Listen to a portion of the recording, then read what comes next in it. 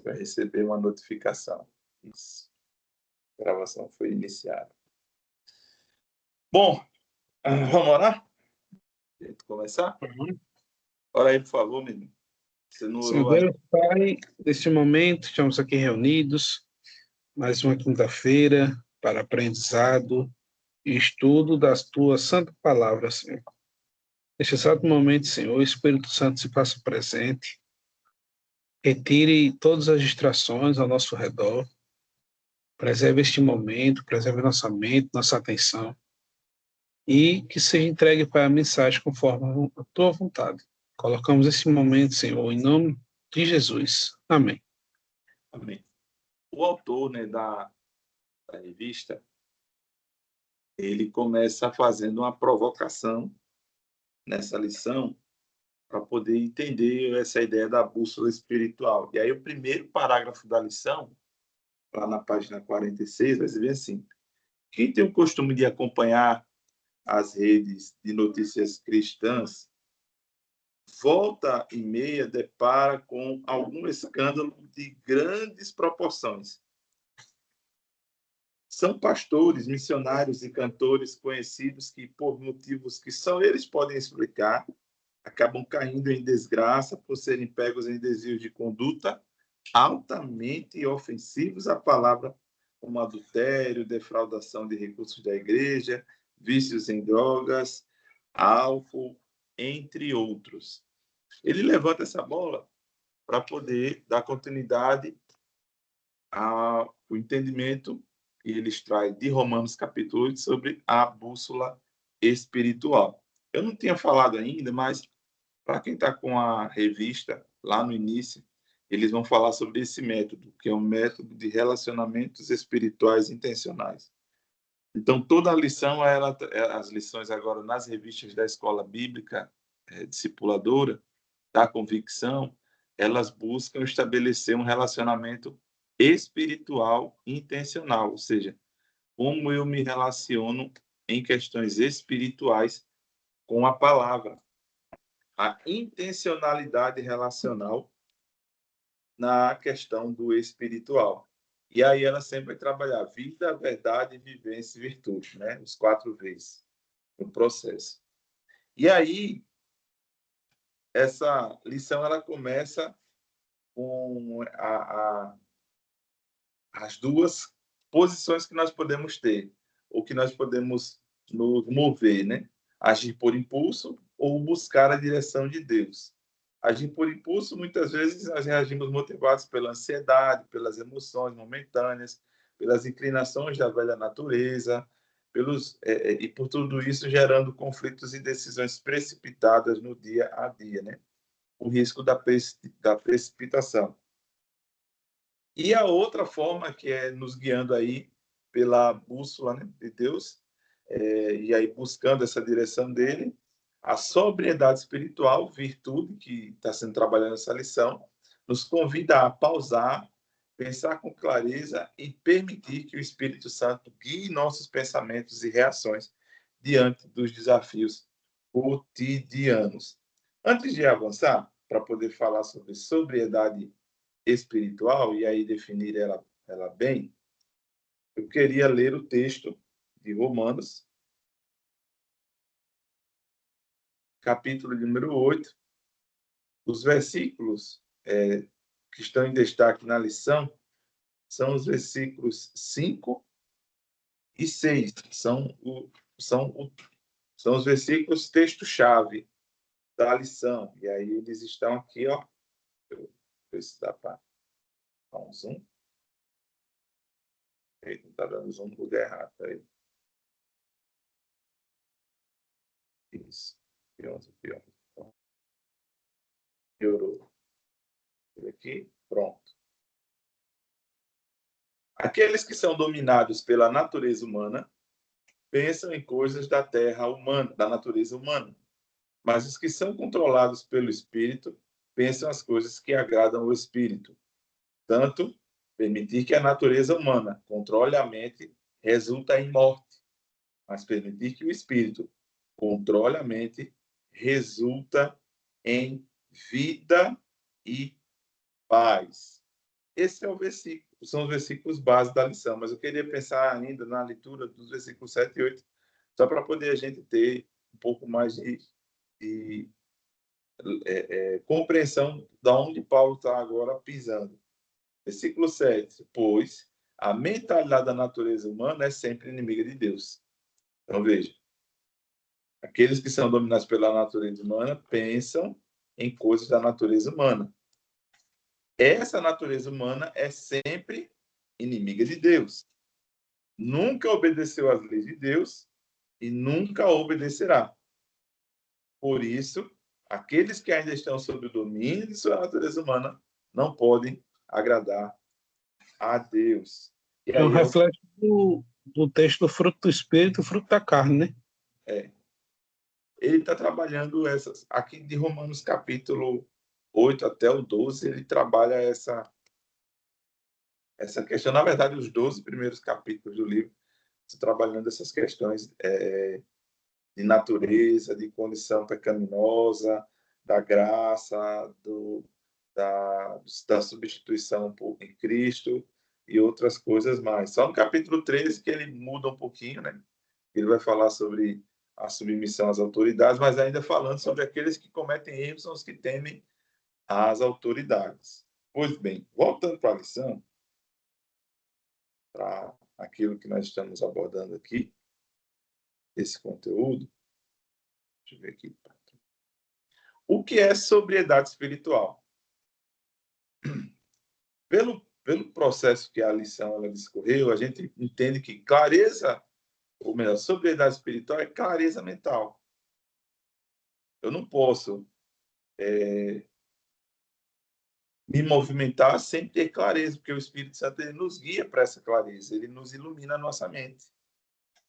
Então, a clareza mental é a capacidade de avaliar situações sem a névoa das emoções descontroladas.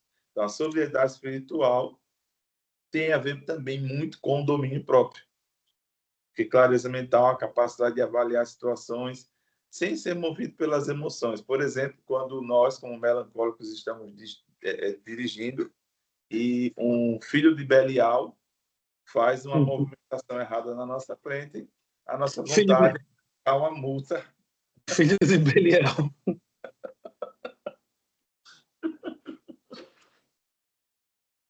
Um descendente de Terá na nossa frente, Misericórdia. é um atrasado na nossa frente, a vontade da gente é... E aí acende uma raiva, uma emoção, assim, que dependendo da sua situação, no momento pode ser controlada ou descontrolada. E aí a sobriedade espiritual deve estar presente para que a clareza mental ela se manifeste, a gente consiga avaliar racionalmente as situações e espiritualmente as situações aí na dependência do Espírito Santo. A sobriedade espiritual também tem base, né, na resistência aos impulsos. E aí é aquela coisa, né? Poder concedido pelo Espírito para não ceder aos desejos da carne. Aí resistência aos impulsos. Como é que você trabalha a resistência aos impulsos, né? Você é vítima dos impulsos ou você consegue lidar com esses impulsos que levam você para um caminho de alimentar a sua carne? A sobriedade espiritual também traz alinhamento diário, ou seja, ela é capaz de calibrar a nossa conduta e os nossos pensamentos pela vontade revelada de Deus. A vontade revelada de Deus em Cristo Jesus expressa em toda a sua escritura. Essa sobriedade espiritual também traz para nós aquilo que é um processo que nós estamos vivendo, né? Um processo de santificação, que é a transformação contínua das nossas vidas, né?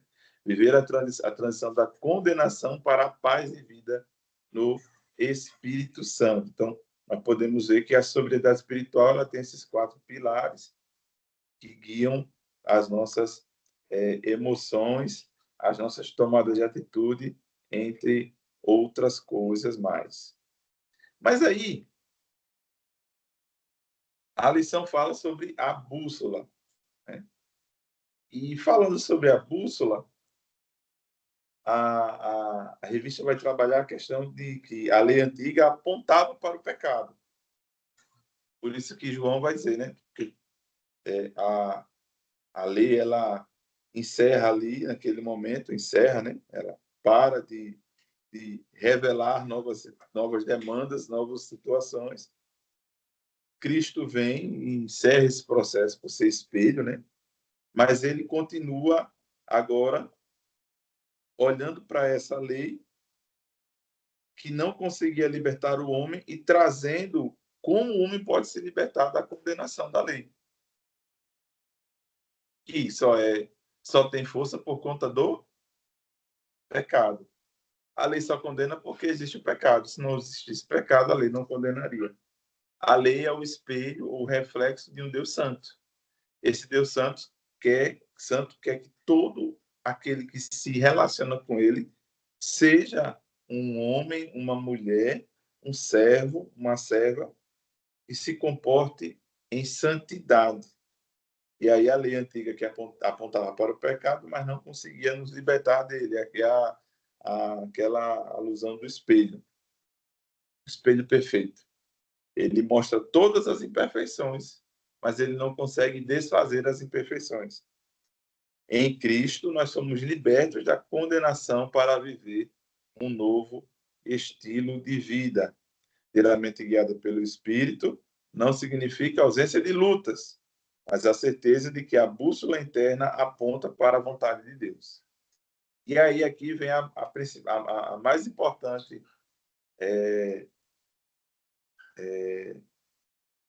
como é que eu posso dizer? A mais importante clareza desse processo de compreender essa nova lei é que as pessoas, elas estão vivendo tão no automático que elas não conseguem mais ter consciência de que erraram.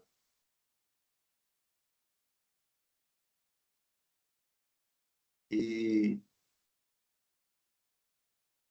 geralmente quando a pessoa ela passa a não ter mais consciência do pecado, do erro, do mau comportamento, é porque tem algum problema relacionado à sua intimidade com Deus. Então, veja, ter a mente guiada pelo Espírito não significa ausência de lutas.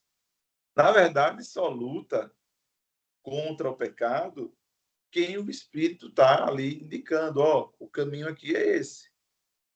E isso é que é o mais interessante, porque o Espírito está lutando junto com quem está lutando. É como eu não sou muito chegado em filmes de luta, por isso que eu tenho zero referência de Rock Balboa e essas coisas mais. Só que é como você É bom pensar. demais filme de luta. Caceta, eu não sou porrada. muito chegado, não. O meu negócio é Sci-Fi, Star Guerra Wars. Star Trek e por aí vai. Como é que diz? Então, é como pensar no cara que está no ringue. O cara que está no ringue, ele está ali. E ele está ali para apanhar, para ganhar e perder. Chegou a hora que ele não sente nem a dor mais na hora lá, por causa da adrenalina. Mas a grande parte da adrenalina é a equipe dele e os seus torcedores ali. Vai, vai, vai! Acerta! Depois da luta. Nocauteia esse miserável!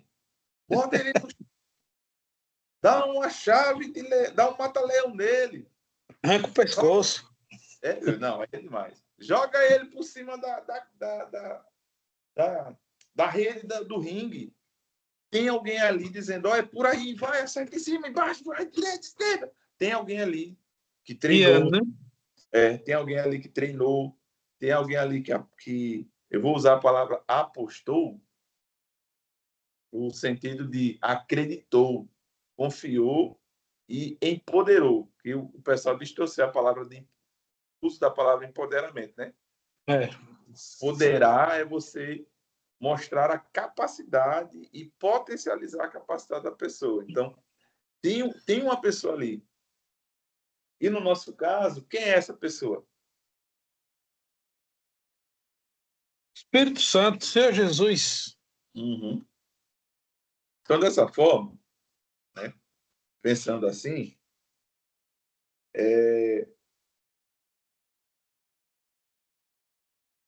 deixa eu ver, pegar um negócio aqui que eu anotei. Muitas vezes nós nos assustamos com esses escândalos que acontecem porque muitas pessoas pararam de ouvir o treinador. Muitas vezes nós nos assustamos com os nossos próprios escândalos porque nós deixamos de ouvir o nosso treinador. Vale lembrar que é no mesmo capítulo, né? Quando chega lá,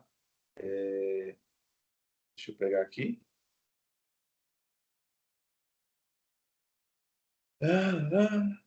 No mesmo capítulo que Paulo, no capítulo 8, que Paulo vai chegar lá no versículo de número.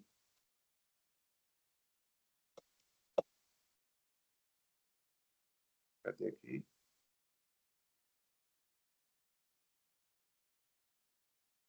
Capítulo 8 tem muita coisa. Uhum. Muita coisa mesmo. Assim, acaba dá para fazer muitos estudos com o capítulo 8. Ele fala de várias coisas. Estão tudo ligado à temática. Uhum. A temática só que ele vai expandindo. É.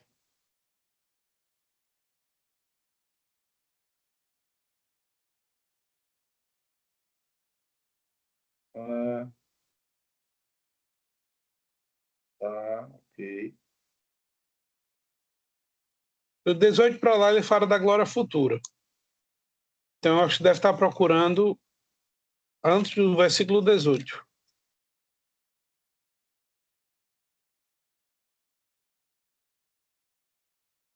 Ele fala da glória futura e tal.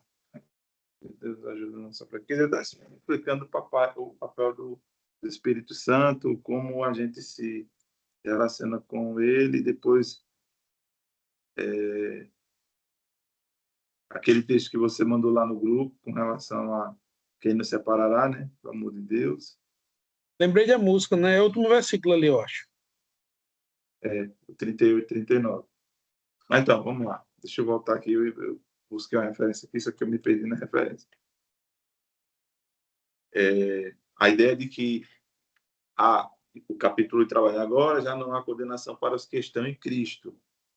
Quem não está em Cristo está automaticamente condenado. Vale agora pensar, então, analisando esse conteúdo, primeiro, como é que a gente consegue viver pelo Espírito?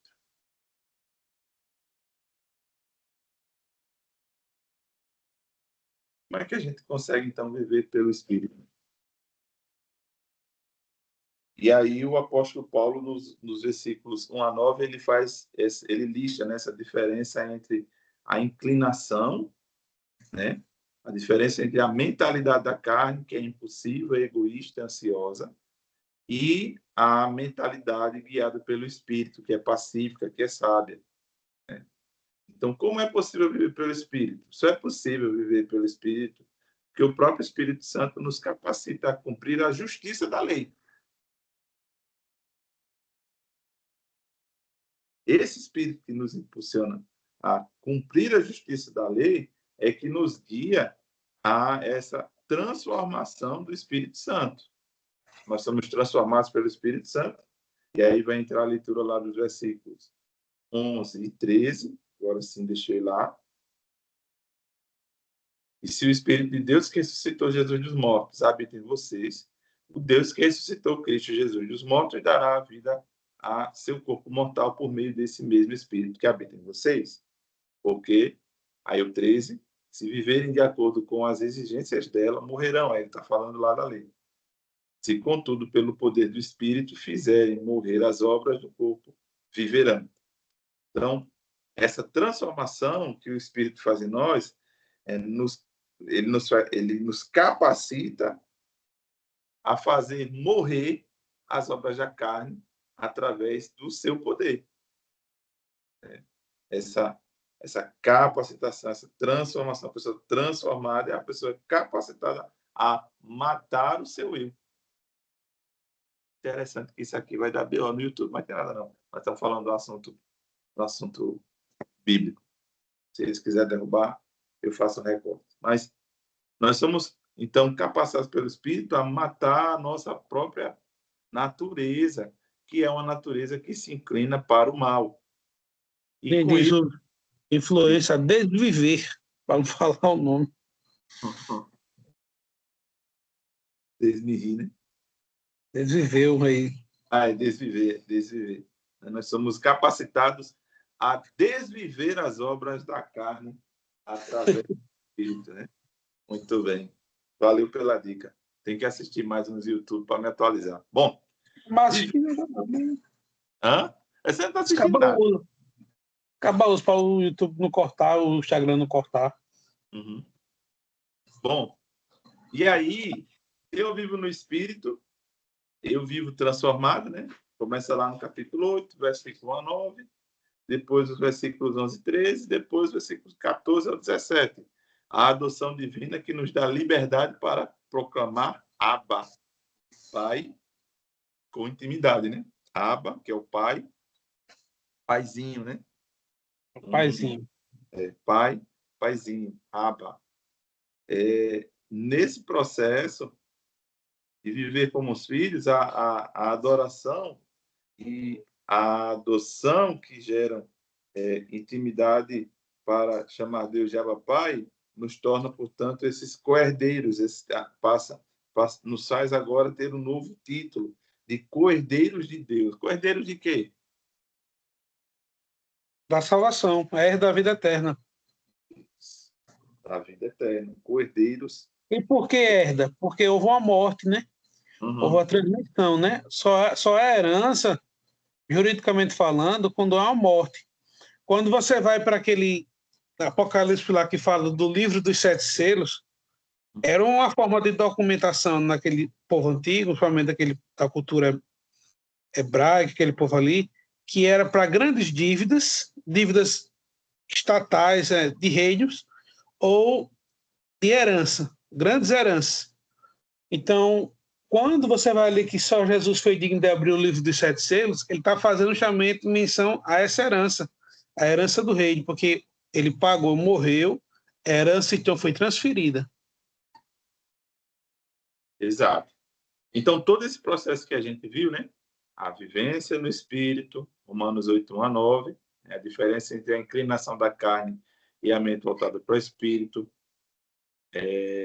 o ser transformado, que é a capacidade para fazer desviver as obras da carne, né?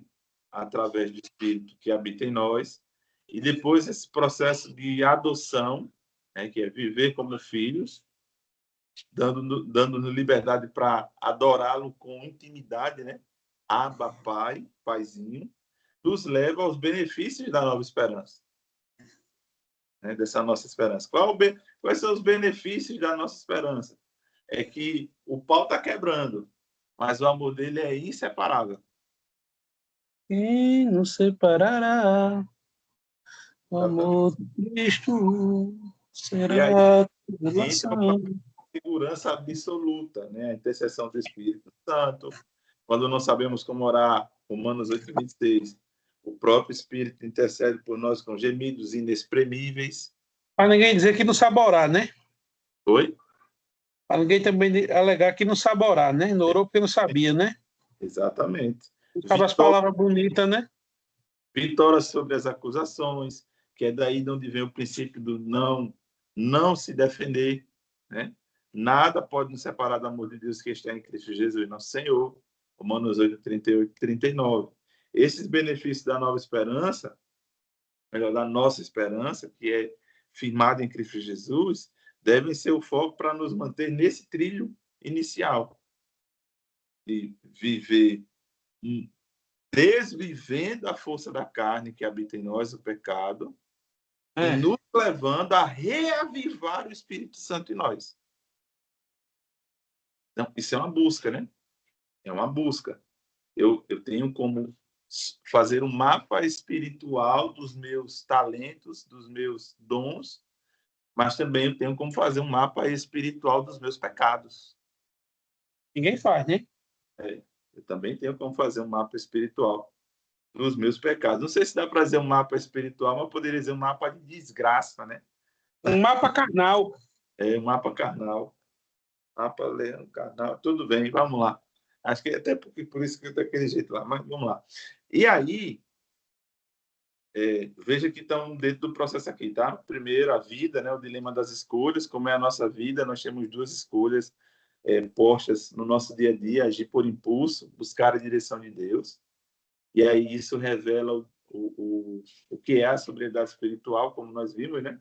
Clareza mental, resistência aos impulsos, alinhamento diário e transformação contínua. Aí nós vimos agora a verdade, a nova lei do Espírito, e o que essa nova lei do Espírito nos traz, os 4 atos da jornada espiritual, o viver no Espírito, ser transformado no poder do Espírito, viver como filhos co-herdeiros, e aí essa segurança absoluta que está em Cristo Jesus. E aí agora vem a etapa da vivência. Veja, existe uma consciência de filho, existe um diálogo com o pai registrado, né? E existe um foco espiritual.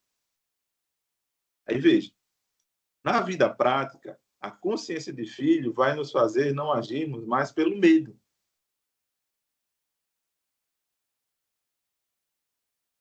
Mas às vezes Deus permite o medo.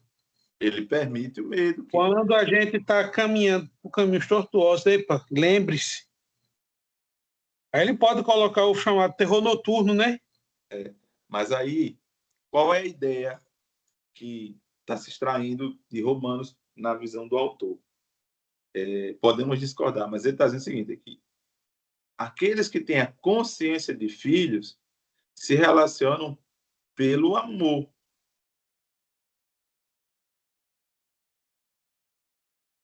Eles não, os filhos eles se relacionam pelo amor e não pelo medo.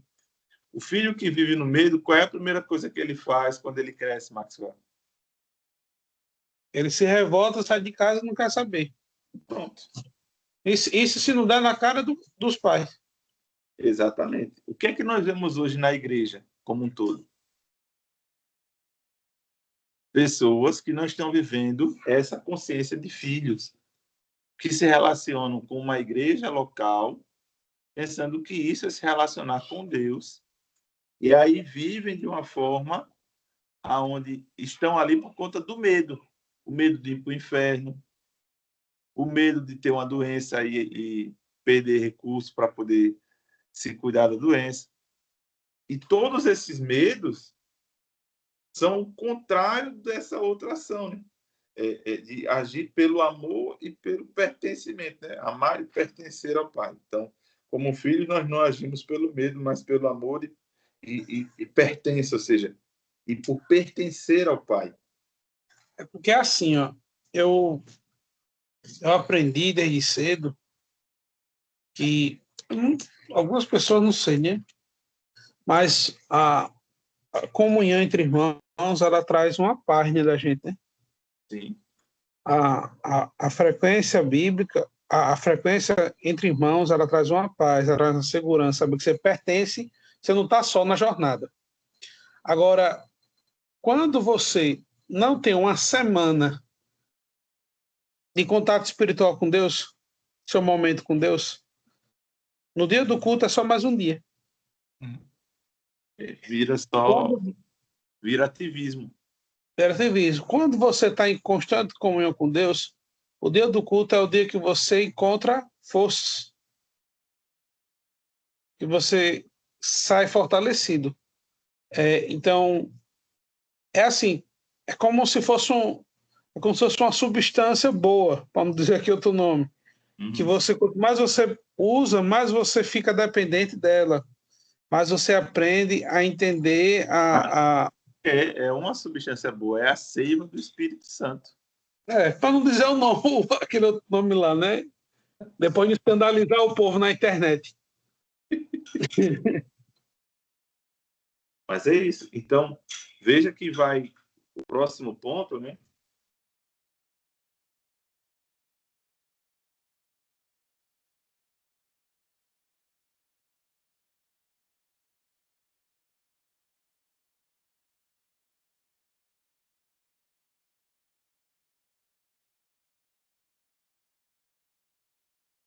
Ó Deus. Eu ouvi. Na vivência, a consciência de filho, que faz a gente não agir mais pelo medo, mas pelo amor e pelo pertencimento ao Pai, nos conduz ao diálogo com o Pai. Se eu não tenho mais medo e eu me relaciono com amor, eu tenho um diálogo com Ele, eu tenho uma vida de adoração, eu tenho uma vida de conversa, eu tenho uma vida de intimidade. E aí veja que o autor ele vai trabalhar isso, né? O clamor Abba Pai traz paz imediata às inquietações da alma. E aí não é um mantra, né? Mas é uma verdade. Ter uma relação com Deus vai nos fazer lembrar que Ele é soberano e que Ele está agindo. Estava conversando com o Marcos Paulo ontem sobre a doutrina da providência.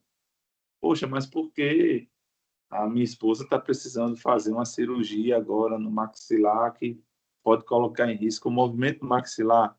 Poxa, por que, vou usar o nosso exemplo aqui, por que a gente, vivendo a situação que a gente vive hoje, Deus nos entregou uma criança autista? Porque a pessoa que eu muito gostava da minha família faleceu.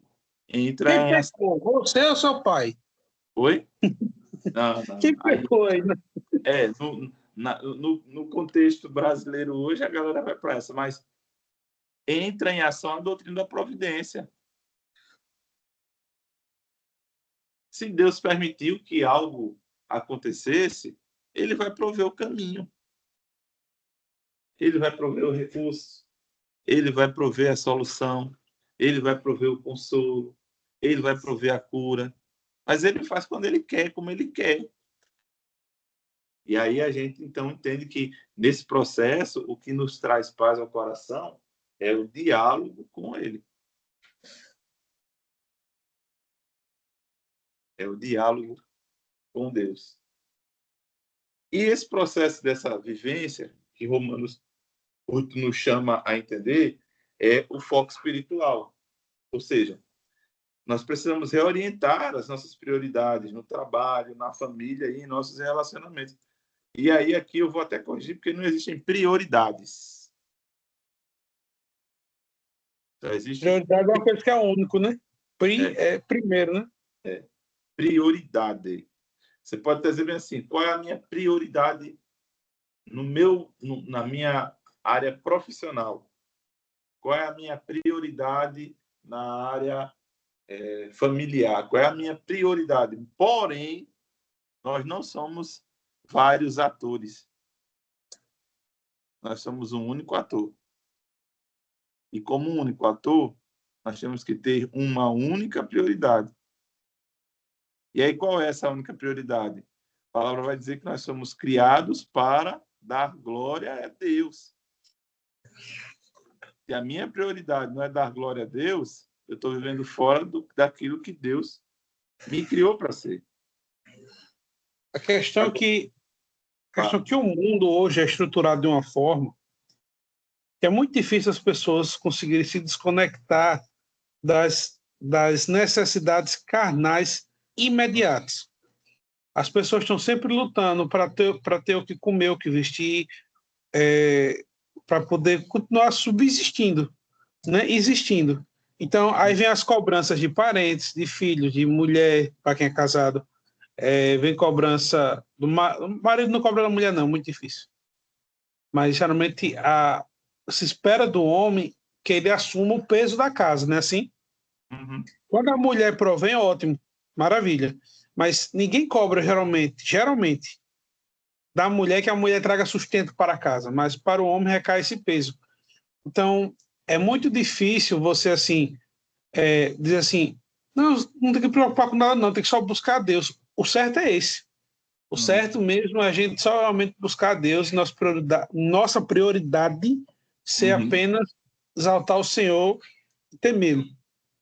Só que no dia a dia as coisas vão roubando, que nem aquela história da semente que é lançada aqui, que não se firma, que vai sendo roubada, os nutrientes não se firmam, não se fixou. É a mesma coisa, pode fazer analogia com as nossas vidas. Se a gente não tiver realmente assim, com um foco missionário e missional, fixado em nossa mente, que a nossa vida... Fale. Não, pode continuar. Entender que a nossa vida precisa cumprir uma missão. Se você não tiver com isso firme na sua cabeça, você vai deixar as coisas de Deus de lado. E as coisas de Deus vai virar um peso para você. Cultuar vai virar um peso. Ler a Bíblia vai virar um peso. Orar vai virar um peso. Estar com os irmãos vai virar um peso. Então, se a gente não atentar, tudo que é voltado para as coisas do Espírito vira um peso em nossas vidas. Então, é muito complicado, porque a todo instante nós estamos na luta entre do Espírito com a carne. Não existe assim um meio termo, não existe um momento de paz, de equilíbrio. Não tem como uma pessoa que dizer que está 100% na paz. Por mais que ela esteja na paz, ela está sempre lutando contra ela mesma. Lutando contra os impulsos dela, contra a vontade dela, contra as necessidades físicas dela. E quando olho para Paulo falava de um espinho na carne, que alguém disse que era um agente de Satanás, uma pessoa mesmo, um demônio que acompanhava ali ele. Outros vão dizer que é alguma enfermidade, outros vão dizer que era um pecado que ele não conseguia vencer não conseguia vencer totalmente ligado à carne dele. Mas todo mundo tem o seu espinho na carne, independentemente de como você queira interpretar. E se você não buscar lutar contra isso, você vai sucumbir às necessidades carnais, necessidades materiais. É um negócio assim que é complicado demais hoje em dia, porque hoje em dia, eu estou falando aqui pelos homens, né? Eu sei que na cabeça da mulher a prioridade são outras coisas. Mas hoje o homem mesmo de valor, o homem que tem consciência, ele quer trazer o sustento para a sua família. E ele perde o sono quando está com as dívidas acumuladas, perdendo a casa, perdendo o carro, perdendo a saúde, precisando de dinheiro para tratamento de saúde não tem. Então, vendo alguém, um filho, uma mulher, o pai, uma mãe necessitando e não poder ajudar, então isso vai roubando, de fato, a sua paz. Então, é muito difícil o homem hoje ter como prioridade o evangelho. Era para ser assim, mas, particularmente, é algo extremamente complicado. Eu não ouso julgar, apontar quem não está assim, porque eu mesmo acho que eu não estou assim. Então, você conhece bem minha vida, você sabe as lutas que eu tenho passado. Então, é sempre assim, é sempre a luta constante do não saber o que vai ser do amanhã, da necessidade de ter que confiar agora. Então, é sempre essa luta, de fé, da necessidade, é sempre essa questão. Você alcunhou dois termos que são importantes para virar essa chave, né? Que é a questão do ser missionário e ser missional. Porque o ser missionário é um modelo tradicional, né? É a ideia tradicional. A pessoa se envolver, né? A pessoa enviar recurso, a pessoa participar das atividades ou um programa na igreja local, se envolver de fato. Já ser o missional, o Kelly vai falar sobre isso, é a questão do Mission Day, né? Qual é a missão de Deus? Transformar a todos. E ele passa pela transformação da realidade local. A comunidade que a igreja está inserida, o lugar onde a gente vive, o trabalho onde a gente vive, esse é o ser missional. Uma igreja que se move como uma igreja missionária e missional, ela entende que ela tem que fazer as coisas acontecer lá no outro bairro que não tem um trabalho, mas ela também tem que fazer as coisas acontecer aonde ela estiver. Ela tem que investir recursos para enviar oferta para uma campanha lá para a Ucrânia, lá para a Colômbia, para a Venezuela nessas situações, mas ela tem que, aonde ela está, fazer também com que a obra do reino de Deus avance. Esse é o paradigma criado pelo Keller, né?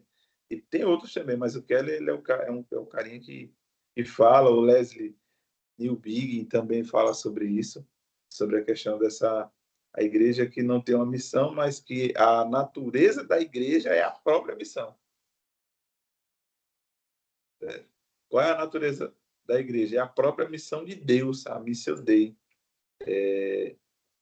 Não é só uma igreja que organiza um culto de missões, não é só uma pessoa que vive para o movimento missionário, não é só uma igreja é uma pessoa que levanta uma oferta ou que realiza viagens, mas o ser missional é uma igreja que vive essa missão de Deus na Terra, onde os membros entendem que o trabalho diário deles, as suas relações sociais, o seu engajamento no bairro, são a forma primária de viver a missão.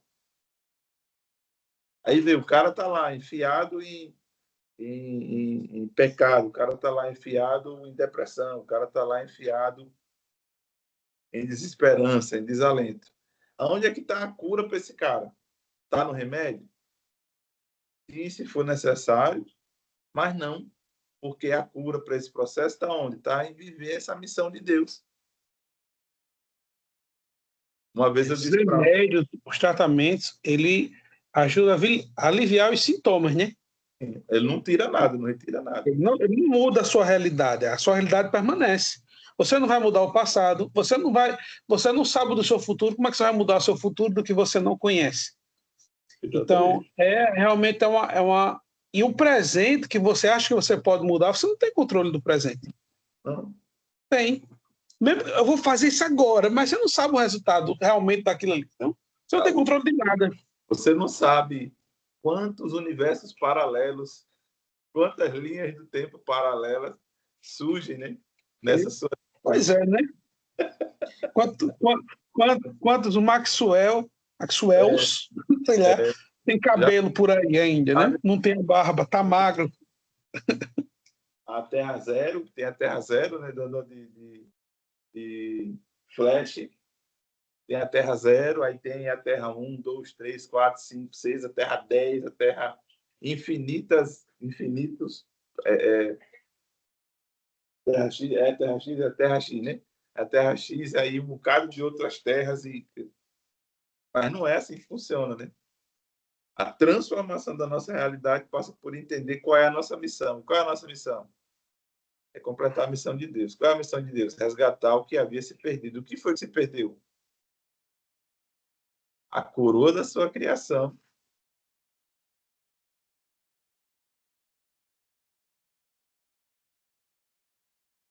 A coroa da sua criação. Aí, numa conversa, eu disse, a pessoa que está vivendo isso, está vivendo o momento dos 3D da depressão, né? O desespero, o desalento e a desesperança.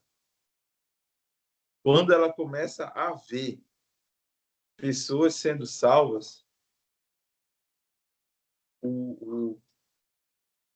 a adrenalina, a dopamina e todos os outros hormônios que fazem esse processo do cortisol ser reduzido, começam a ser derramados na mente, no corpo, ela tem força para sair desse processo.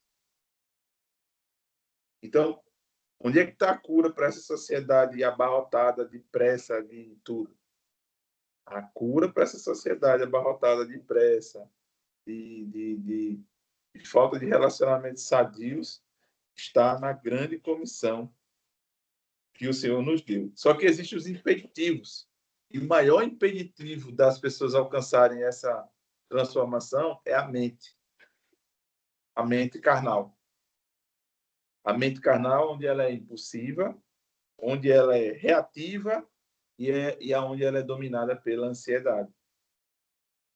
Pense num negócio ruim, né? Você lidar com pessoa impulsiva, eu sou um pouco impulsivo. Reativa, eu sou um pouco reativo. E uma pessoa dominada pela ansiedade. Eu também sou dominado, às vezes, pela ansiedade. Bem-vindo ao time. Agora, como é lidar com essa mente de carne que está presente na nossa vida e pensar nessa mente do espírito, né? Como agir? Porque, essa pessoa impulsiva, reativa e dominada pela ansiedade, ela vai buscar satisfação passageira e controle próprio. Eu estou no controle meu. Meu próprio controle. Ninguém me controla, ninguém manda em mim. Eu nasci assim, eu cresci assim, eu vou morrer assim. Síndrome de Gabriel. Gabriela. Exatamente. Essa pessoa também, ela gera inclinação para a morte e distanciamento de Deus. Esse é o... Eu sou assim e ninguém me muda. Pois é. Ninguém me convence. Só Deus. Aí ele diz assim, só se Jesus Cristo descer aqui e falar comigo agora. Pois é. Muito bem. Agora, a mente transformada desse processo lá da frente, né? Aqui, ó, essa mente transformada desse processo, né? A vivência do Espírito, vivendo no Espírito, sendo transformado, vivendo como filho, tendo segurança absoluta em Cristo, ela vai ser uma mente pacífica, sábia e orientada pela palavra de Deus. E aí ela tem uma outra atitude, veja. A mente impulsiva, reativa e dominada pela ansiedade, cheia de ansiedade, ela busca satisfação passageira e controle próprio. Já a mente pacífica, sábia e orientada pela palavra, ela vai pensar antes de reagir e buscar a glória de Deus. Ou seja, já mata a reatividade e dá glória a Deus. Oi, Becky.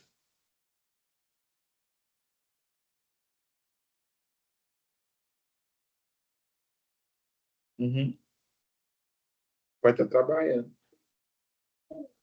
Ou vai vir. Terminou?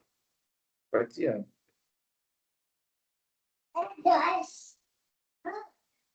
Essa mente de carne, essa mente controlada pela carne, que gera inclinação para a morte, vai contrastar com a mente do espírito, porque a mente do espírito produz vida, paz e sobriedade permanente. Porque depende do espírito, que é quem tem nos sustentado. Para encerrar, deixa eu ver aqui. É isso aí. 3 passos. Primeiro, identifique 2 pensamentos recorrentes em momentos de estresse, desafio ou tomada de decisão nesta semana. Nessa semana, nós vamos fazer esse processo de identificar os 2 pensamentos recorrentes. Quando gerou estresse, vontade de...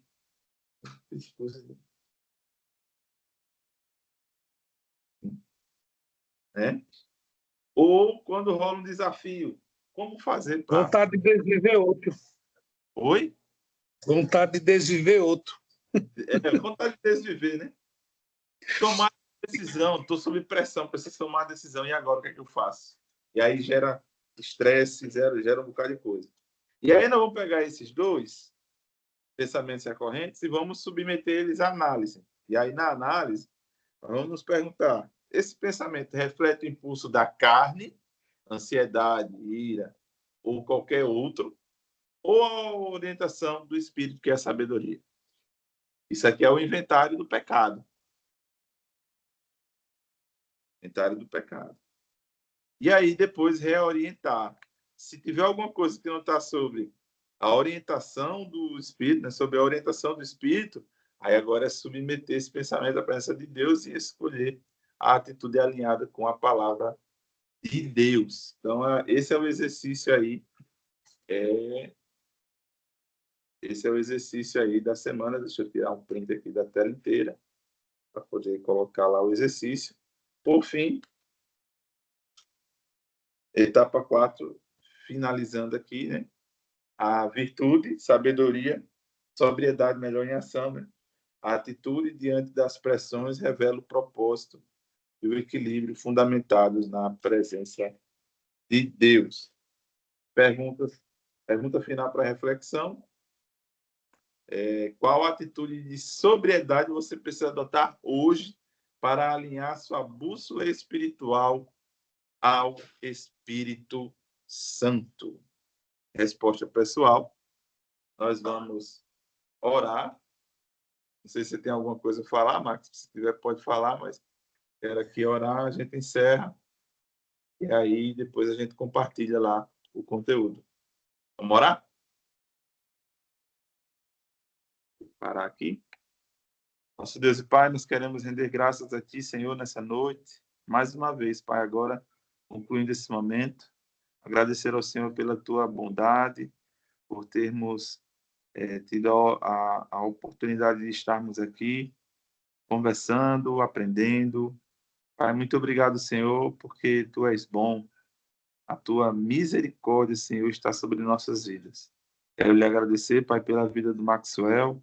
Agradecer também, Senhor, por aqueles que acessarão esse conteúdo depois no YouTube.